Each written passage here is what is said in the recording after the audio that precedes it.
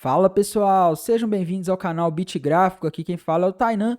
Hoje aconteceram coisas péssimas para o mercado, aparentemente o Bitcoin não está reagindo muito, é disso que eu vou falar hoje, vou passar aqui uma análise do Bitcoin nesse momento, passar uma perspectiva para os próximos dias e comentar sobre o que aconteceu e o que esperar para a próxima semana. Então fique até o final desse vídeo. Antes de começar, eu peço encarecidamente que você deixe o like aí embaixo. É assim que o YouTube reconhece que esse conteúdo é bom e que você quer que esse canal continue trazendo mais conteúdos como esse. Não se esqueça de se inscrever no canal e ativar o sininho para receber as notificações dos vídeos e análises que eu posto aqui diariamente.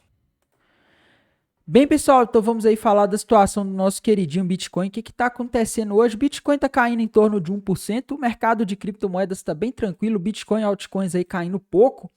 Mas, galera, fora do mercado de criptomoedas, indo para as bolsas americanas, meus amigos, hoje a gente teve um evento que não é nada bonito, tá? Vamos começar analisando o gráfico do mercado de criptomoedas. Eu estou vendo muitas pessoas usando vários argumentos do RSI, né, falando que o Bitcoin vai reverter porque o RSI lá do SP500 está sobrevendido.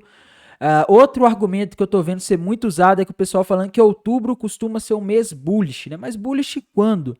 Nos bear markets da vida aí, a gente já viu o Bitcoin derretendo em meses de outubro, né? Então, assim, é algo que na minha visão não faz muito sentido, tá? O que eu vejo aqui, pessoal, olhando só para o gráfico do Bitcoin, continuo vendo as mesmas coisas. Olhando tempos gráficos maiores, um gráfico aí mensal, a gente vê um topo duplo com alvo ali na região dos 12 mil dólares. Então, tudo indica que nos próximos meses a gente vai ver o Bitcoin ir buscar a região dos 12 mil dólares. E se a gente der um zoom no gráfico para ver mais de perto o que está acontecendo, o que eu consigo ver em termos de padrões gráficos rompidos e formados aqui é um triângulo, uma cunha ascendente, toda hora eu falo triângulo, uma cunha ascendente rompida para baixo. Tá? O que uma cunha ascendente rompida para baixo indica? Indica que o Bitcoin deve continuar a tendência de baixo que ele vem aí nos últimos meses, tá? Qual que é a perspectiva? Se a gente projetar o alvo dessa cunha para baixo, o alvo está ali na região dos 16 mil dólares aproximadamente, tá? Então, o gráfico, pessoal, em termos de padrões rompidos e confirmados e que tem uma maior probabilidade de buscar o alvo, só tem padrões indicando baixa. Não existe nesse momento, pelo menos eu não vejo padrões indicando alta. Se alguém estiver vendo, comente aí, mas eu não consigo ver nesse momento no gráfico do Bitcoin. Indo aqui para o outro gráfico, pessoal, um gráfico que a gente não pode deixar de olhar da Ethereum. O que está acontecendo? A Ethereum caindo relativamente pouco hoje, a Ethereum praticamente parada. Mas o que eu consigo ver em termos de padrão gráfico na Ethereum? Tempo gráfico maior, um topo duplo com alvo nos 600 dólares e tempos gráficos menores, eu vejo aqui um ombro, cabeça, ombro rompido já para baixo com alvo ali na região dos 1.000 dólares, tá? A questão é quando a Ethereum vai buscar. E pessoal, eu estou em posição short na Ethereum e como o mercado de criptomoedas vem ficando forte, né? Ele vem resistindo às quedas das bolsas americanas. Eu estou pensando em diminuir minhas posições shorts e manter somente a da Cardano, tá? Na Cardano, a gente tem um triângulo descendente, a Cardano ela segue caindo, o alvo tá lá na região dos 20 centavos, tem tudo para buscar, tá? Então, eu tô pensando em fechar a posição vendida da Ethereum e da Matic, que eu tenho as duas, tem posições vendidas, e ficar só com a da Cardano. Bem, pessoal, o que está acontecendo? Tá? A gente hoje teve o índice das 500 maiores empresas listadas em bolsas nos Estados Unidos caindo 1,5%. Pessoal, a gente está falando do maior mercado acionário do mundo, tá? É muito dinheiro que desaparece nesse processo de queda do SP500. Se a gente for lá para o gráfico mensal, galera, esse mês o índice das 500 maiores empresas listadas em bolsas nos Estados Unidos caiu quase 10%. Pessoal, vocês têm noção do que a gente está falando? A gente está falando do maior mercado acionário do mundo. Tá? 10% de queda é muito dinheiro sendo destruído, é uma destruição enorme de riqueza no mercado acionário americano. E, pessoal, aqui eu estou falando só do que está acontecendo, tá? Do SP500. Se a gente for aqui para o gráfico diário do SP500, fica mais fácil a gente ver. Aliás, no gráfico mensal a gente consegue ver.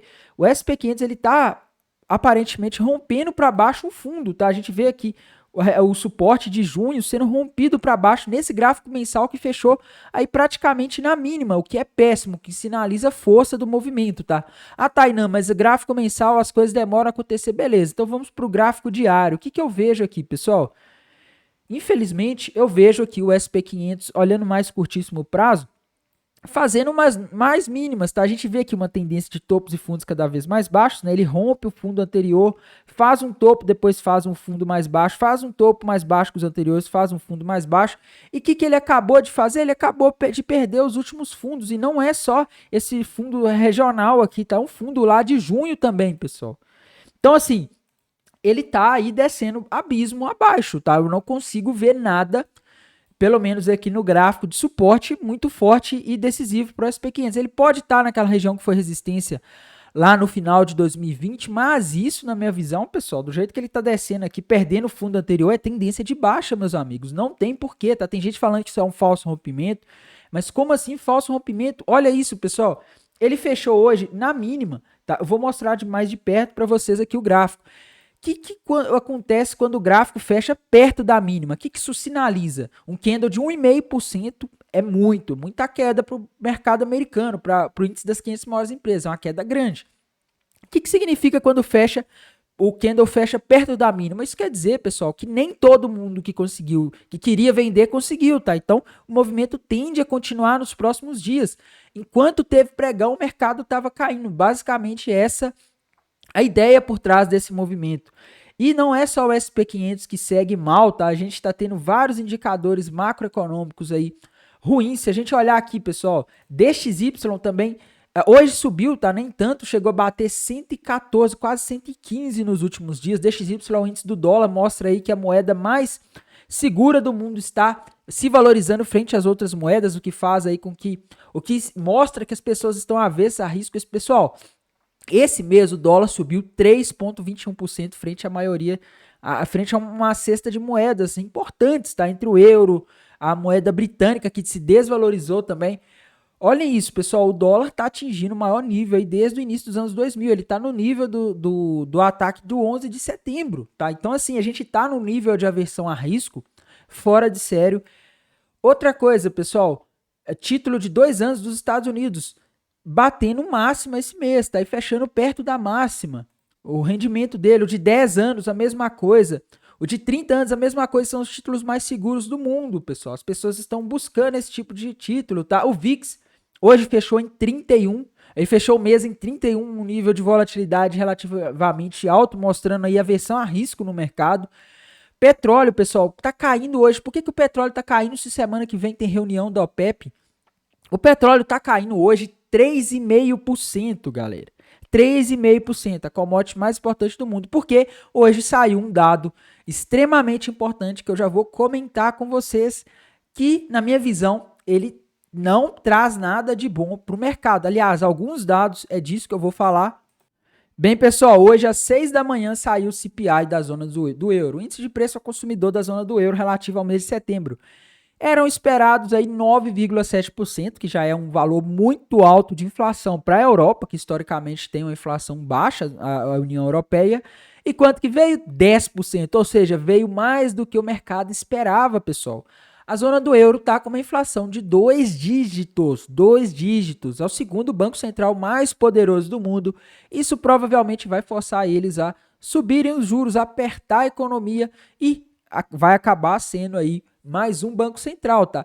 E como eles não conseguem agir tão rápido como o Fed, isso tende a fazer ter um fluxo maior para o dólar. Por quê? Porque eles não conseguem subir tão rápido. É um banco central que incorpora vários países, as decisões são mais difíceis e isso faz com que a coisa fique feia, tá?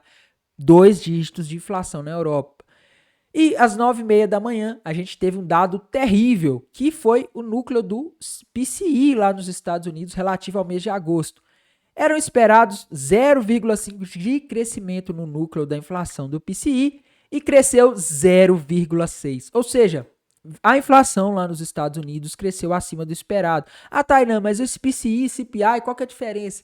A diferença, pessoal, não sei se vocês assistiram a reunião do Fed, a última, mas o Fed, o Jay Powell falou, o que a gente olha é o PCI, a gente está de olho no PCI, tá? Principalmente no núcleo.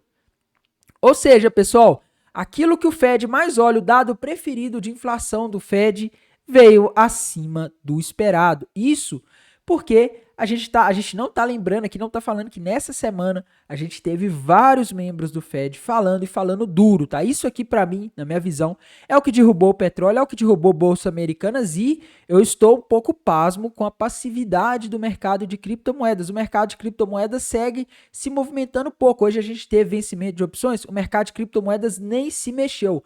O meu receio é, se os mercados continuarem nessa versão a risco aí no mês de outubro, entrarem aí em um novo movimento de queda, o que vai acontecer com o mercado de criptomoedas, tá? Como que vai ser a correção? Porque eu tenho receio, pessoal, sinceramente, porque eu já vi muitas vezes o mercado de criptomoedas ficar ali paradinho, calminho, e quando ele resolve acompanhar ali o que está acontecendo no mundo, o movimento ele é estúpido, tá? Galera, o SP500 perdeu o último fundo, o mercado de criptomoedas ainda não. Cuidado. Beleza? Tainan, e para a próxima semana? Para a próxima semana, pessoal, a gente vai ter aí de importantes dados do mercado de trabalho, que vão ser divulgados na terça, na quarta, na quinta e na sexta-feira lá nos Estados Unidos. Na sexta-feira é o dia mais importante, a gente vai ter o relatório de emprego, o payroll, tá? Esse relatório é extremamente importante na sexta-feira, dia 7 de outubro. O mercado está todo esperando esse relatório, o mercado está todo esperando. Esse dado, os últimos dados do mercado de trabalho tem vindo forte. O de ontem mesmo, tá? Os dados estão mostrando que a economia americana segue aquecida, a inflação segue alta e com certeza o Fed vai ter que pegar pesado para conter essa inflação. Ou seja, pessoal, o que tem assustado os mercados aí nas últimas semanas, né, que no caso é os dados de inflação dos Estados Unidos, as falas do Fed. Na última reunião, o Fed passou uma perspectiva de subir os juros a um nível ainda mais alto do que o mercado vinha esperando. Pode ser que na próxima reunião ele anuncie medidas mais duras ainda se a gente continuar vendo esses dados de inflação lá dos Estados Unidos nesse ritmo, tá? Então, meus caros, complicado. Eu, sinceramente, não entendo por que o Bitcoin está segurando. Se alguém souber o motivo, comente aí embaixo, tá? Mas eu não consigo ver nada de muito sólido aqui pro Bitcoin, tá? Ah, Tainan, mas ele pode subir se o SP500 subir? Sim, tá? Se tudo mudar, né? Se a gente tiver o mercado passando a olhar as coisas de outra forma na semana que vem, o mercado começar a ficar otimista, o SP500 parar de cair pelo menos e fizer algum movimento de topo mais baixo, né, ele fazer um outro movimento de alta, beleza, pode até ser que o mercado de criptomoedas tenha uma boa performance, afinal ele está com dificuldade de cair, que mostra que quem vendeu ou quem queria vender, a maior parte já vendeu, mas isso não significa, na minha visão, que ele está intacto, tá?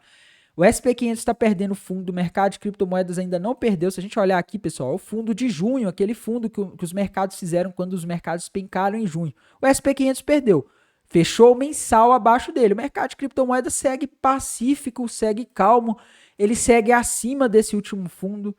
Até quando que isso vai durar? Eu não sei, eu só sei que tudo no gráfico, tudo no mercado indica que para as próximas semanas, próximos meses, a tendência é continuar a queda. Fundamentos macroeconômicos ruins, questões sérias aí de segurança na Europa, a gente está tendo um agravamento daquele conflito que vem ocorrendo lá e eu não consigo ver nada de positivo para os mercados, beleza? E só atualizando, pessoal, provavelmente hoje eu vou fechar meu short na Matic e na Ethereum e vou manter o da Cardano, porque aqui o padrão baixista está muito nítido, beleza? Bem, pessoal, no mais é isso. Desejo a vocês aí uma ótima noite, uma boa sexta-feira, um bom descanso e bons negócios. Até mais, tchau!